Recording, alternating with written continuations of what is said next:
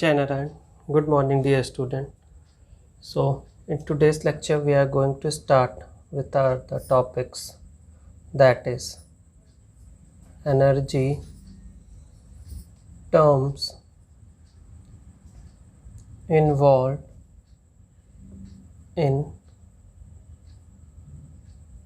formation of ionic bonds. What are the energy terms which are involved in the formation of ionic bond? So, first is we are going to talk about the metal. See, suppose M is a metal which is in gaseous state. So, from this metal, if we take out one electron, so that metal become M plus and it is in gaseous form. Here we can see that energy is absorbed. If energy is absorbed, that means ionization energy will be minimum. इस चीज़ को बेटा याद रखना है, जब ऐसा case होगा कोई मेटल है वो गैसेस फॉर्म में, उसमें से एक इलेक्ट्रॉन हमने निकाल लिया तो मेटल के ऊपर प्लस चार्ज आ गया, वो गैसेस फॉर्म में, तो एनर्जी अब्जॉर्ब्ड हो गई। तो आयनाइजेशन एनर्जी इसके रिस्पेक्ट में जो आएगी वो हमारी बहुत ही कम होगी, that is minimum ionisation energy ऐसे केस में होगी। Okay, now in second case we are going to take non metal. Taking the case of non-metal, suppose N is used for the non-metal and it is in gaseous form. So in non-metal we are going to, as they want to accept the electron, we are going to give one electron. So it becomes N minus and will be in gaseous form. In this case energy is released. In first case energy was absorbed, but in second case energy is released. So ionization energy here will be maximum. यहाँ पे देखिए बेटा minimum है और यहाँ पे maximum है। Third case जो बेटा बनेगा हम लोग का, वो इन दोनों को अगर ऐड कर दें, मेटल प्लस नॉन मेटल को ऐड कर दें, तो जो केस बनेगा वो हमारा थर्ड केस होगा। मेटल एंड नॉन मेटल दोनों को ऐड करते हैं, then metal plus non metal. जब मेटल प्लस नॉन मेटल को हम दोनों ने ऐड किया तो क्या होगा, मेटल के लिए M था, positive charge, was in gaseous form, then non metal negative charge, was in gaseous form. When they both combine they give us Mn, that is metal plus non metal, which is in solid form. So here see, energy is again released. Metal non metal mix हुए, solid बन गया, energy release होगी क्योंकि bond बन रहे हैं। Bond बनते समय कुछ अमाउंट ऑफ एनर्जी रिलीज़ होती है और यहाँ पे जो एनर्जी रिलीज़ हुई उसे हम कहते हैं lattice energy, that energy is known as lattice energy. जो एनर्जी हमारी रिलीज़ हुई वो लैटिस एनर्जी कहलाई। क्लियर है? चलिए अब इस पे हम एक छोटा सा क्वेश्चन देख लेते हैं, that is which is more ionic. कुछ हम नेम दे रहे हैं, आपको बताना कौन सा ज़्यादा आयनिक है। NaF, NaCl, NaBr and NaI. These are some elements, compounds. So we have to tell which is more ionic. आप देखिए यहाँ पे Na कॉमन, सबके पास Na है, बट डिफरेंस क्या है, fluorine, chlorine, bromine and iodine. Fluorine, chlorine, bromine and iodine. Fluorine, chlorine, bromine and iodine. See, fluorine, chlorine, bromine and iodine. these all are non-metals. So we know that non-metallic character decreases as we move down. That simply means fluorine हमारा ज़्यादा ionic होगा as comparison to the iodine. So trend हमारा होगा fluorine, then chlorine, then bromine, then iodine. देखिए हमें बेटा कि आयनिक कौन सा सबसे ज़्यादा है, NaF है, then NaCl, then NaBr, then Na. So ये किसका एग्ज़ाम्पल हमने देख लिया. चलिए एक और हम लोग उसी पे चेक कर लेते हैं. Now second question, that is LiCl, NaCl, KCl, RbCl. अब आपको फिर से बताना कौन सा ज़्यादा आयनिक है. यहाँ पे देखिए अब Cl, Cl, Cl, Cl सब में कॉमन है. चेंज क्या है, Li, Na, K and Rb. चलिए इसको हम लिख लेते हैं, Li, Na, K and Rb. See, this is following the trend in the group, and these all are lithium, sodium, potassium and rubidium. These all are metal. The metallic character increases as we move upward. That simply means सबसे ज़्यादा आयनिक जो होगा वो हमारा कौन सा होगा, समझ रहे हैं आप. यहाँ पे ये ट्रेंड फॉलो होगा. ठीक है.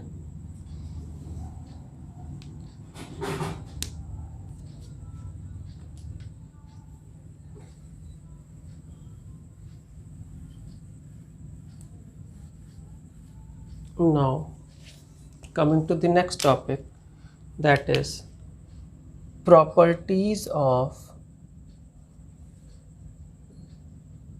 ionic compounds. What are the properties of ionic compound? So first property, ionic compound have very high melting point and boiling point.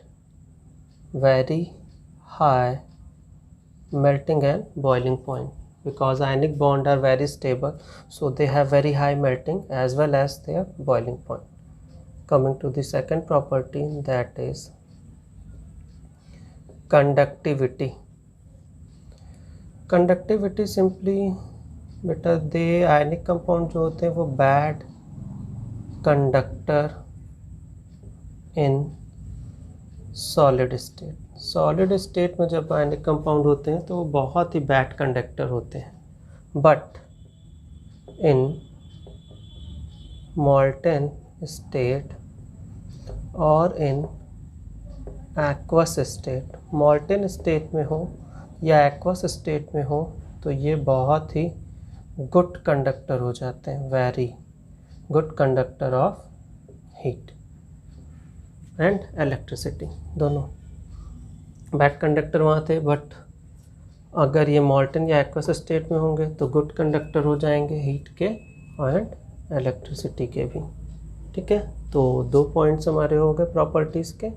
Now coming to the third point, that is physical state. Basically ionic compound के physical state solid होती है as they are. NaCl का ही देख लीजिए या कोई भी ionic compound देख लीजिए, बेसिकली ये सॉलिड होते हैं. Coming to the fourth property, that is isomerism. Isomerism बेटा होता क्या है, having same molecular formula but different structural formula.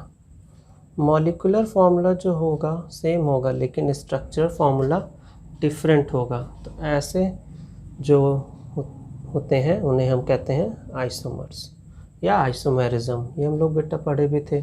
Organic compounds जो होते हैं आपके organic compounds they show the most isomerism. Carbon and its compound में हमने देखा था मॉलिकुलर फार्मूला सेम हो बट डिफरेंट स्ट्रक्चरल फार्मूला बने, बहुत सारे ऐसे आपके कंपाउंड्स होते हैं जो ऐसा बिहेव करते हैं, वहाँ आइसोमेरिज्म का कॉन्सेप्ट आता है। तो now coming to the fifth, that is isomorphism. This is isomerism and this is isomorphism. Isomorphism होता क्या एक्चुअल में बेटा, same lattice 3D structure.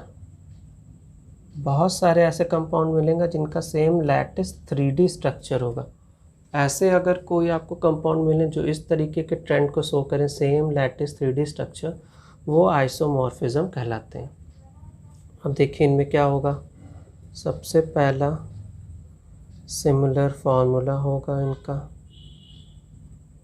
Then second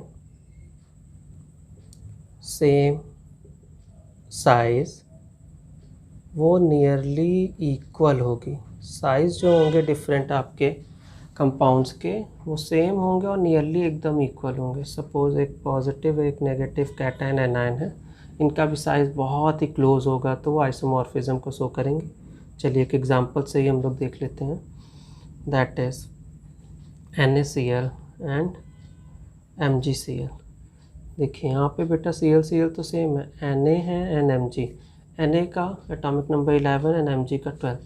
अब NaCl और MgCl क्या है, पीरियड में जब हम लेफ़्ट टू राइट मूव करते हैं Na के बाद Mg आता है, तो इनका जो साइज़ होगा वो भी तो सेम होगा, बहुत ही कम डिफरेंस होगा। डिफरेंस है बट बहुत कम, जिसके वजह से इनका 3D में जो लैटिस स्ट्रक्चर बनेगा दोनों का, वो क्या होगा, सेम रहता है, एकदम सेम रिजेंबल करता है, इसके वजह से ये आइसोमॉर्फिज्म शो करते हैं। सो यहाँ तक बेटा क्लियर हो गया। अब नेक्स्ट टॉपिक पे हम लोग चलते हैं।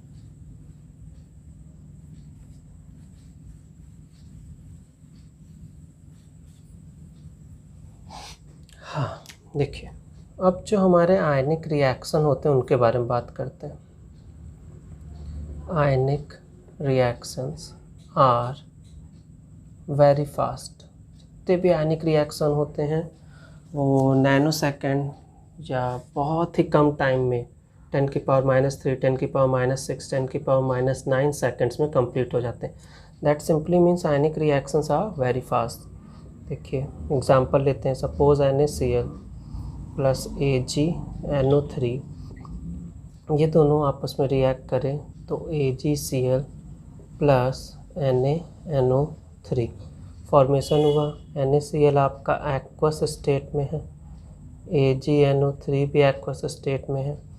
AgCl जो बना ये आपका white precipitate PPT white precipitate form किया, एंड NaNO3 ये भी आपका एक्वस है। अब एक चीज़ यहाँ पे ये देखनी, जब भी वाइट प्रेसिपिटेट या प्रेसिपिटेट फॉर्म होता है, कोई भी रिएक्शन में अगर प्रेसिपिटेट फॉर्म हो रहा है तो बहुत ही फास्ट रिएक्शन हुई है, इस चीज़ को याद रखिएगा। प्रेसिपिटेट फॉर्मेशन बताता है फास्ट रिएक्शन, और आयनिक रिएक्शन बहुत ही फास्ट होती हैं। NaCl में देखिए Na प्लस था, Cl माइनस था, AgNO3 में Ag प्लस था and NO3 minus, both are ionic and ions में प्लस माइनस, इसलिए बहुत तेज रिएक्शन हुआ और प्रेसिपिटेट का फॉर्मेशन हो गया। देन सेकंड है हमारा सॉल्युबिलिटी। सॉल्युबिलिटी देखिए बेटा बेसिकली क्या बताता है, आपको बताता है कि जितने भी आयनिक कंपाउंड्स होते हैं आर मोस्ट सॉल्युबल, बहुत ही ज़्यादा सॉल्युबल होते हैं, किसमें, इन पोलर सॉल्वेंट्स में। किसमें, पोलर सॉल्वेंट में। जैसे कि वाटर आपका है, ये क्या है, ये एक पोलर सॉल्वेंट है। क्यों, because ions of the solid are strongly attracted, बहुत ही तेज अट्रैक्शन का फोर्स होता है, strongly attracted to the polar solvent. जो पोलर सॉल्वेंट होते हैं बहुत ही तेज आयनिक बॉन्ड को अट्रैक्ट करते हैं। देखिए H2O है, इसको अगर हम डिसोसिएट करें H प्लस और OH माइनस में ये होगा। तो ये एक पोलर सॉल्वेंट देखिए, plus P H plus and OH minus भी। आयनिक कंपाउंड के पास जो प्लस एंड माइनस होता है, तो जाहिर सी बात है ये क्या करेंगे, सॉलिबिलिटी अपने ही पोलर सॉल्वेंट में इनकी सॉलिबिलिटी आयनिक कंपाउंड की बहुत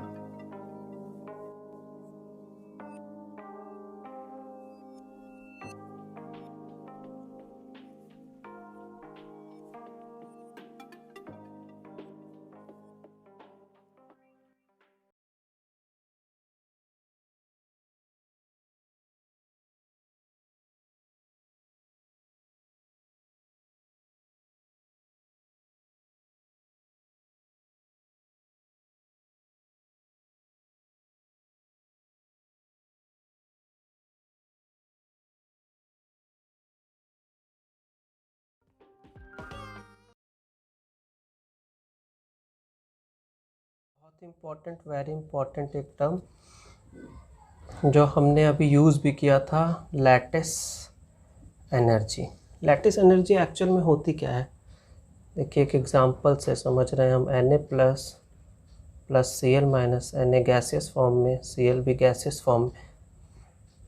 जब ये दोनों कंबाइन हुए तो NaCl बना सॉलिड, और ये बहुत ही ज़्यादा स्टेबल हो गए। गैस स्टेबल नहीं होती है, बट सॉलिड स्टेबल हो गया। स्टेबिलिटी हुई, स्टेबिलिटी अटेंड किया, एक लैटिस बना।